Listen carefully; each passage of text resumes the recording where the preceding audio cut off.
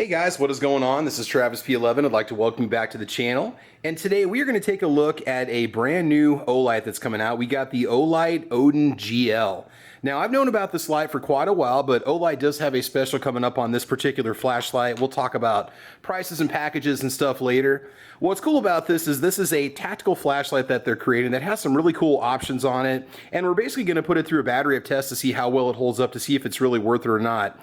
For this particular flashlight, we will be doing a drop test on it. We'll do a water test on it. We're going to do a battery rundown test on it. We're also going to take it out to the range and put it on a firearm and see if it can handle the recoil. Options to turn it on and turn it off. You've got a simple switch on the back of it that you can use, and you also have a lockable magnetic pressure switch, which I really like.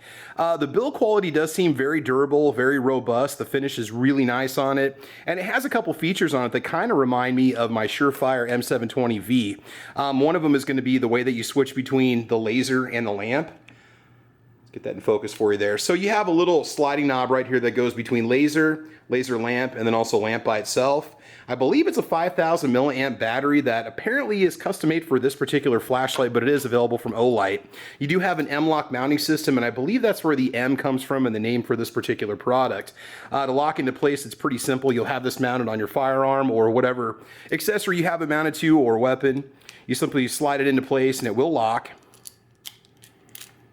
Locks into place, and then you have a locking lever. You can turn to lock it in so it doesn't come off. You can unlock it when you're ready, and then you can just press the button for a quick detach, pop it off the back, and use it as a regular flashlight. So in terms of just flexibility of being able to remove it, put it on, and take it off, I really like that. We'll just be testing it on my Bear Creek Arsenal 5.56 M4 clone rifle, I guess you could say. Now, to charge it, it's pretty simple. You have a magnetic charging system. So these are proprietary to Olight, but there are aftermarket companies that make these chargers. I only buy the Olight brands, obviously, because I want them to work. But these are not completely cross-compatible across the entire Olight catalog. I've got some older Olights that have almost like a reverse polarity. So when you try to push the magnetic light on, it repels it. You can't use that adapter with that flashlight. So this may or may not work with other flashlights in your Olight inventory, but it's still a very convenient way to charge. You pop it on the back, you plug this into your USB charging port, and it turns green, turns red when it's done, and you're all set to go. Total charge time is about 5.5 hours to charge the battery from dead. It is 1500 lumens is what it puts out. It does throw 215 meters. And we'll just talk about battery life real quick. It's a little hard to explain when it comes to the Olights. So you can go max 1500 lumens for 2.5 minutes. It'll then step down for 168 minutes to 550 lumens, and then it'll step down to another 20 minutes to 300 lumens. Now, if you just want to run it straight up low, all across the board, it'll go for 6 hours and 30 minutes. So for the run test, I turn on max and I just let it go until it dies, and that basically shows you kind of a worst case scenario, what's going to happen if you can't get a charge kind of situation. Again, the beam is 215 meters. And with the green beam turned on, the green laser, it really doesn't use that much battery power. You do lose about 30 minutes across the board if you keep it on low. And there's only about, maybe 15, 20 minutes difference if you have the green laser on with the lamp the full time in terms of your battery life. It can be dropped from 1.5 meters. It's IPX4 compatible, and it weighs 7.9 ounces, including the battery, not including the pressure switch, obviously. For the pressure switch, the build quality looks pretty good. It's not tape mountable, so you're going to have to use a Picatinny rail section on it. And you can pull this out of the mount, and you can leave the mount on the Picatinny rail section itself. I'll just be popping this on a pick rail section. I'll bolt the light to the other side, and you're all set to go. It does have the cable ties that come with it for the slack cable, which is really nice. And like I said, this part is lockable, so you can prevent it from popping off the back if you want to. And build quality of this, it seems really good. I think it's going to hold up well. You got low and high. You can hold the button down and then let go, and that's going to be your temporary on and off, okay? Or you can click it one time, and that's going to leave it on low or high. So those are going to be your two options when it comes to actually using the light. What I like about this compared to some of the older tactical lights that Olight used to make, they had much larger barrels, much larger lenses, and they wouldn't sit well up against an M4 style with a fixed front A2 sight post and a handguard. It would actually push up against the sight post or up against your handguard, especially if you're running a Magpul setup. This is a much thinner barrel, much more smaller diameter, So I really think that it's going to work a little bit better. So we will try that out and see what happens. But I think what we'll do is go ahead and start off, get it fully charged. We're going to do just a full rundown test. After that, we'll charge it back up. We'll take it down to the garage. We'll check out the high and the low to see what the beam looks like. Hopefully get a chance to take it outside. We got some winter weather coming in, so it's going to be pretty cruddy outside. So you're going to get to see this thing operate in bad conditions. And then after that, we will take it to the range and just give us our final analysis of the light. So we'll talk prices and stuff a little bit later. But in the meantime, let's go ahead and get this test started. So a couple things I want to point out real quick. Your warranty, it says within 30 days of purchase. Contact the original seller for repair or replacement, which could be Olight if you buy from Olight direct. Within 5 years of purchase, contact Olight for repair or replacement. And then battery warranty, Olight offers a 1-year warranty for all the rechargeable batteries. The USB magnetic charging cable is covered for 1 year. So again, you do have some pretty decent warranty support with that. A couple other things I wanted to point out here real quick. It does have a vibration alert that'll go off when the battery starts to go low. I wanted to mention that. One thing about this that I did discover though, it does not have a strobe mode. Now that's not a deal breaker, but in a tactical flashlight, I would expect some sort of a strobe application just because of how it could be used in the line of duty or service and so on. All right, let's go ahead and continue. All right, so we're just chilling down in the garage right now, and the flashlight, it's got like a 2-stage button on the back that you can use if you're not using the magnetic pressure switch. So if you barely push it in and let go, it'll go into low. If you press it in all the way and let go, it goes into high. So we're going to show you the difference between low and high, and then after that we're going to do a rundown test, and then we're going to drop it. As for the waterproof capability, it's IPX4, which means that it can handle splashes but not necessarily submersion. So there really isn't anything we need to do this. I'm sure it's going to be fine. I mean, it's sealed really well.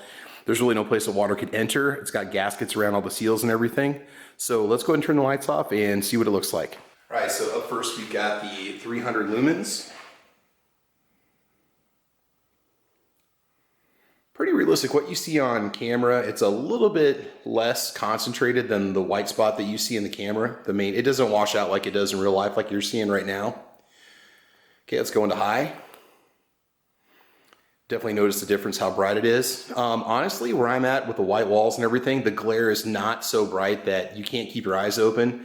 I suppose if you were sleeping or something and then you hit high, it would probably cause some pretty uncomfortable glare, but otherwise it's really not bad. It's got a nice concentrated beam.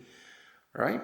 Okay, so we will go ahead and do the battery rundown test, then we'll drop it, and then we'll take it to the range and then take it outside. All right, let's keep going. And here's just the laser in the dark. It's very bright. And I can actually see the beam with little dust particles going over it. You probably can't see that in the video, but it does have a nice, bright, solid spot to it. It's not quite as washed out as what you see in the video. Okay, now I'll switch over to flashlight and laser combo.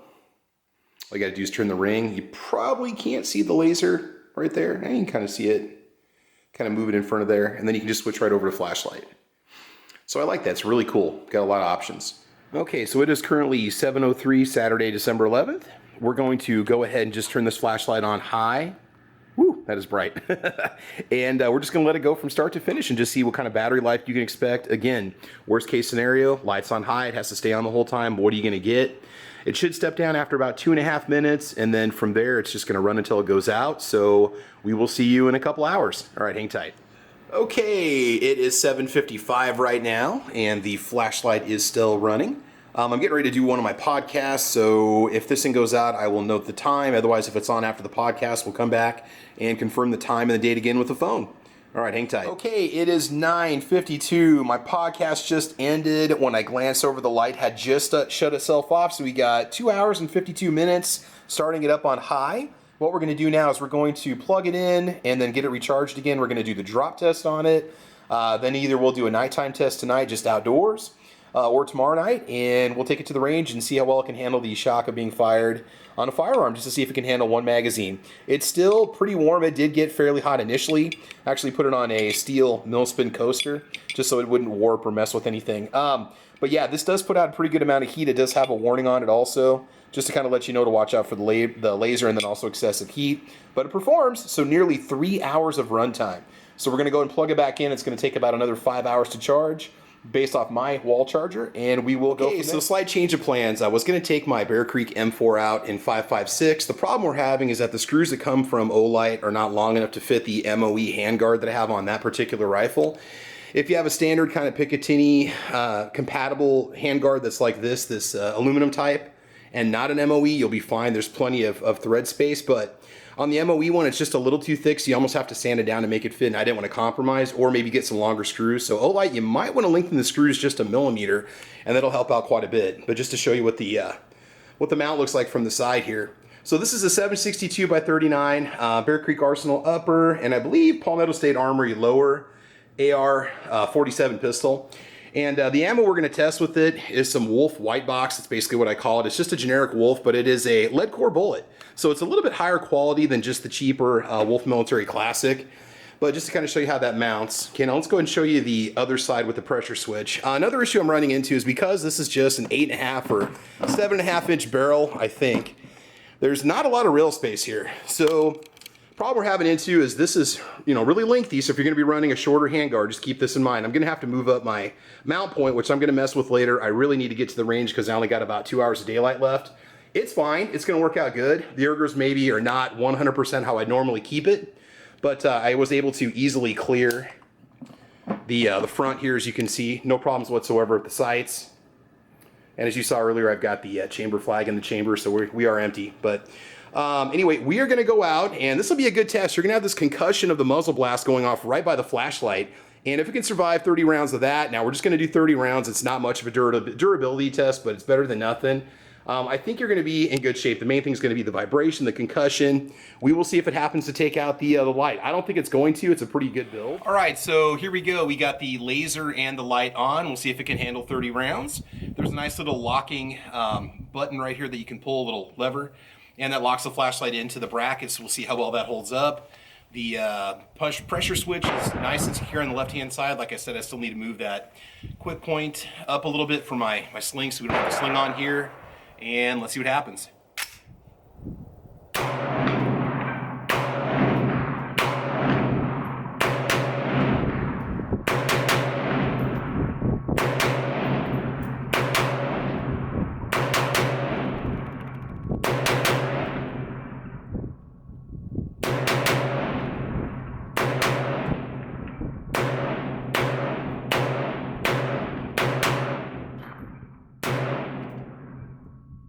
Right, we're all out. All clear. Light is still on. Laser's still working. We're good to go. Let's head back home.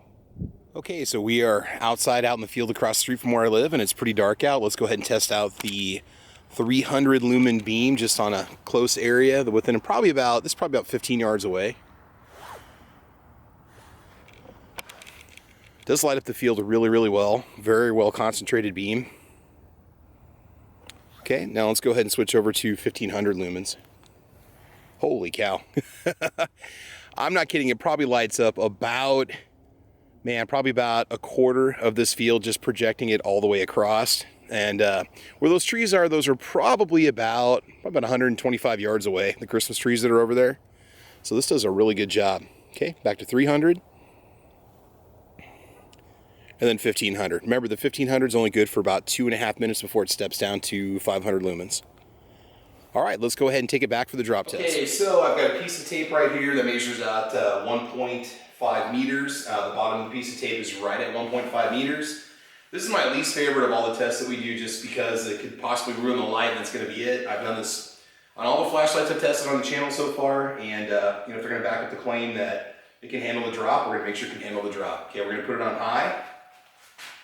1.5 meters. We're going to pull it out a little ways so it doesn't bounce off the walls as it goes down.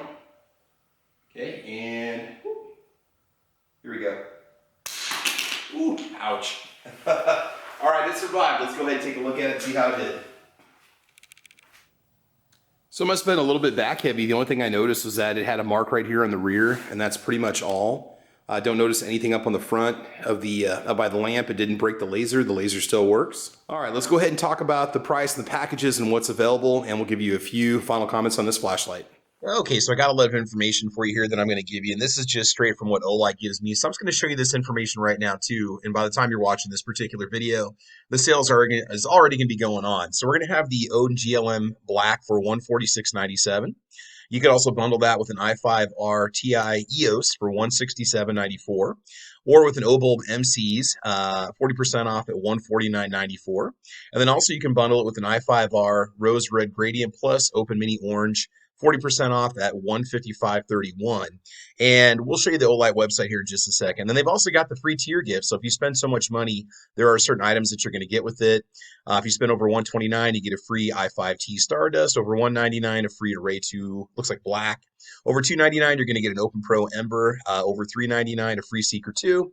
And if you spend over $599, you get a free Warrior X Pro plus an Obulb MC Brick Red. And that's going to show you what those deals are actually worth.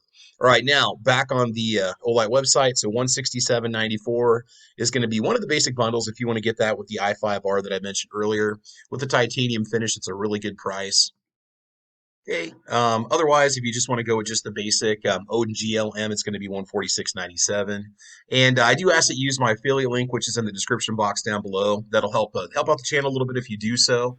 Okay, so there you have it. That was my test of the Olight Odin GL M. If you watched it all the way to the end of this test, thank you so much for doing so. Again, click on that affiliate link and take advantage of some great prices, some good bundles, some wonderful offers going on right now. Save a little bit of money, especially before the holidays. I think you're going to like this tactical flashlight. It's very cool. So like I said, other than not being able to do the rain test on it with IPX4 water resistant testing, it is rated for that. It has been tested at that. It's going to be able to handle basic splashes and so on. It's not water intrusion resistant, so don't dunk it underwater for extended periods of time or dunk it at all unless you absolutely have to. If you drop it, pull it out quickly. But I mean, otherwise, I think you're going to be fine for most of your operating conditions above the water, right? So anyway, thanks for watching, guys. Like and subscribe, mash that bell. You can follow me on Facebook, Twitter, Instagram, Gunstreamer, UGEtube, guntube.org. I'm all over the place. But in the meantime, I want you guys to have fun. I want you to be safe. And as you know, we will talk to you soon. All right, have a great night. Bye-bye.